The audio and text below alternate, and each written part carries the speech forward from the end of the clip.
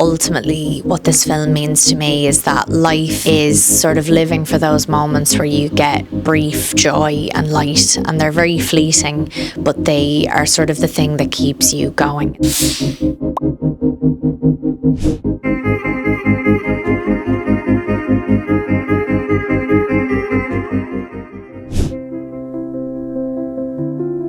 So The Outrun is an adaptation by the same name of Amy Liptrot's memoir, and it follows our character of Ronan, who's based on Amy, who moves away from the Orkney Islands where she's from, goes to London, and gradually over the years becomes more and more lost in her addiction to alcohol until she essentially loses everything and everyone dear to her. She then goes into rehab, and when she comes out, she unwillingly moves back to Orkney because she has nowhere else to go, and that's when the movie really starts. And so we follow her healing process, which is very painful and a real sort of roller coaster. But yes, ultimately she finds a new version of herself that can exist without alcohol.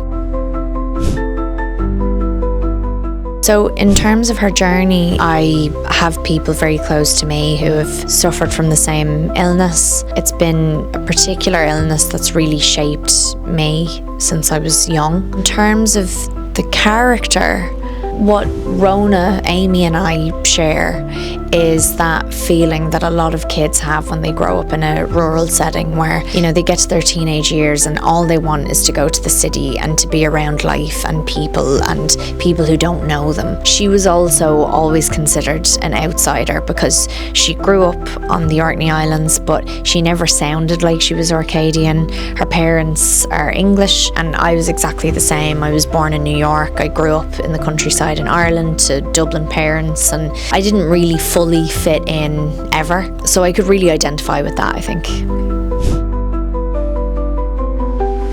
I think apart from drawing from my own personal experience and feeling sort of very ready to put that out on screen, I spoke to a lot of people who are in recovery who were very open, very vulnerable with me about their own experience. And then for me personally, I worked with a movement coach called Wayne McGregor, and I think that it was really helpful working with Wayne and differentiating each drunk scene from the next, giving it its own identity, giving it its own kind of flavour and colour so that we didn't repeat the same beats. So it meant that always there was a different element to her personality that came out when she was drunk.